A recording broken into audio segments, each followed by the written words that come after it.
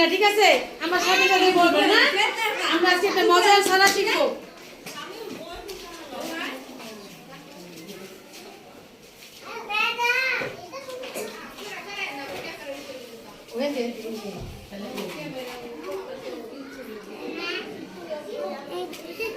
লেখছো? আচ্ছা দেখতেছি, যাও বসো। আমরা সংখ্যা পড়েছি না? 1 2 এগুলো পারো সবাই?